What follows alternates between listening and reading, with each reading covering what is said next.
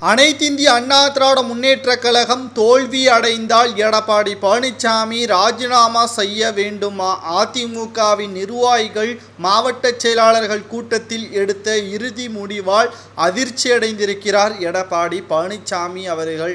June 4ஆம் தேதி அதிமுக வெற்றியா தோல்வியா என்று முடிவு எடுப்பதற்கு முன்பாகவே எடப்பாடி பழனிசாமி நேற்று முன்தினம் அதிமுக தோல்வியடைந்தால் அதற்கு அதிமுகவின் நிர்வாகிகள்தான் காரணம் என்று தன்னை நிரபராதி என்று காட்டிக்கொள்ளும் விதமாக எடப்பாடி பழனிசாமியின் அறிவிப்புகள் ஒட்டுமொத்த அதிமுகவின் தொண்டர்களுக்கும் மிகப்பெரிய ஒரு அதிர்ச்சியை ஏற்படுத்தியிருக்கிறது.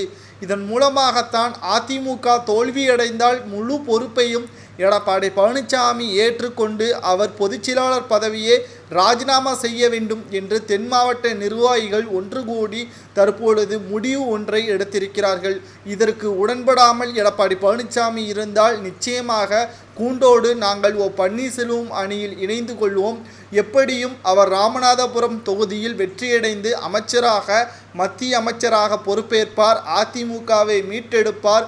உன்னிடம் இருந்து அதிமுகவை மீட்டெடுப்பதற்கு அதுதான் சரியான வழிமுறையாக அமையும் என்று அந்தர்பல்ட்டி அடித்திருக்கக்கூடிய அதிமுகவின் தென் மாவட்ட நிர்வாகிகளை பற்றி செய்திகள் வெளியான உடனே அதிர்ச்சியடைந்துள்ளார் எடப்பாடி பழனிசாமி அவர்கள். கிட்டத்தட்ட பல போராட்டத்திற்கு பிறகு எடப்பாடி பழனிசாமி அவர்கள் அதிமுகவை மீட்டெடுத்து தன்னுடைய கட்டுப்பாட்டில் வைத்திருக்கிறார் என்று நினைத்து கொண்டிருக்கக்கூடிய சூழ்நிலையில் நடந்து முடிந்த மக்களவைத் தேர்தலில் உளவுத்துறை கொடுத்த அதிர்ச்சியான தகவலால் 7 முதல் 10 தொகுதிகள் வரை வெற்றியடைவதை கடினம் என்று அதிமுகவிற்கு மிக மிக மோசமான தகவலை உளவுத்துறை கொடுத்திருக்கிறது.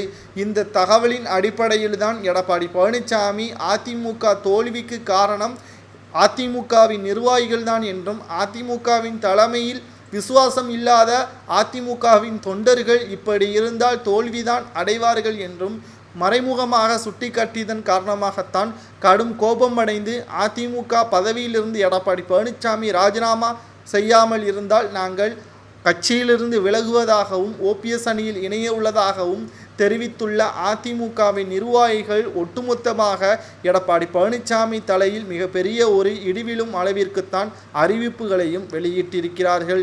இதனால் வைத்திலிங்கம், மனோஜ் பாண்டி, புகழேந்தி அவர்கள் எடப்பாடி பழனிசாமியை விரட்டியடித்து அதிமுகவை மீட்டெடுப்பதற்கான போராட்டம் ஜூன் 4ஆம் தேதி வரைதான்.